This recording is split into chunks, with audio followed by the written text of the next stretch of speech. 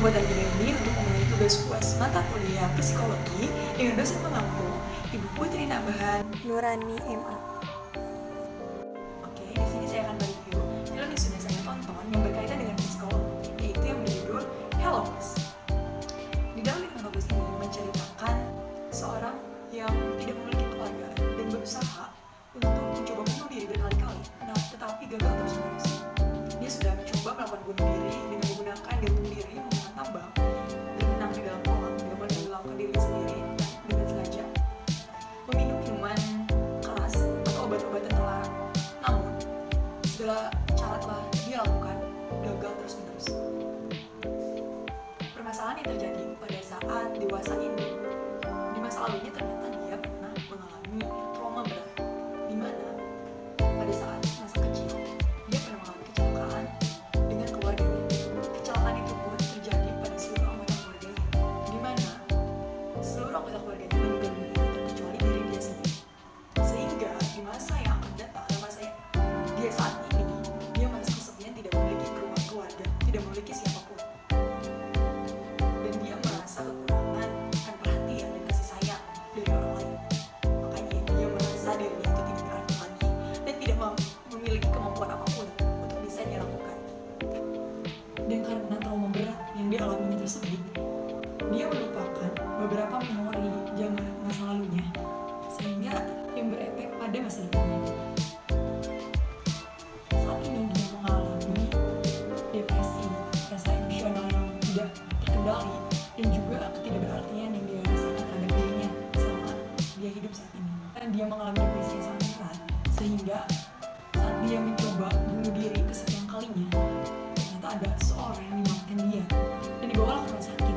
Namun setelah datang ke rumah sakit, ketika dia sadar, dia menyadari ada orang-orang di sekitarnya yang ternyata orangnya tidak melihat orang tersebut. Mungkin karena efek halusinasi dia yang terlalu berlebih, sehingga dia percaya dan dia menyadari bahwa ada hantu-hantu yang mengikutinya. Dan ternyata hantu-hantu tersebut adalah keluarganya. Mungkin karena keluarganya pun ingin dia itu ingat terhadap ingatan masa lalunya, makanya keluarganya itu yang sudah meninggal datang kepada diri dia yang sudah dewasa saat itu. Di sini saya mengambil salah satu teori psikologi yang berkaitan dengan film ini, yaitu teori psikoanalisis. Mengapa psikoanalisis?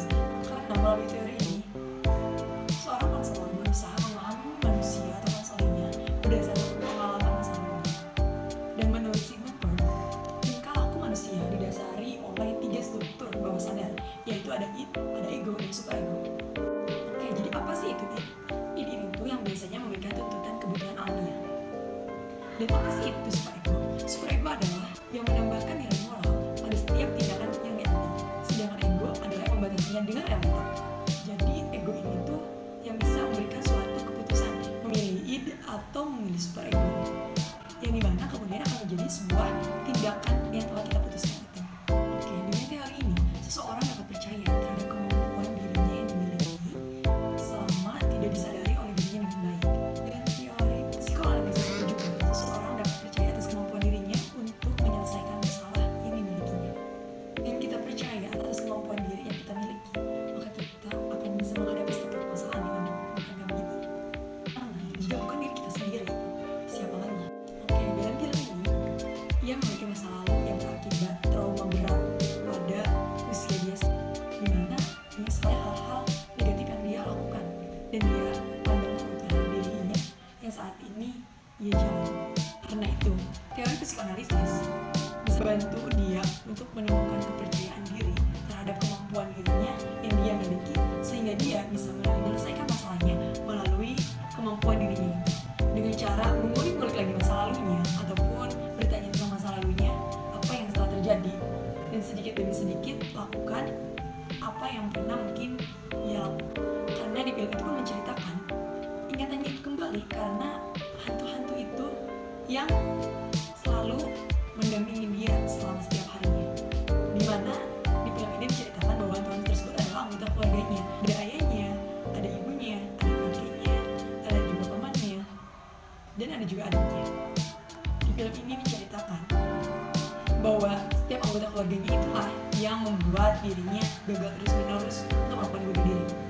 Dan anggota keluarganya itu berusaha untuk mengembalikan memorinya saat masa kecilnya dengan cara setiap anggota keluarga itu memiliki keinginan masing-masing dengan dirinya.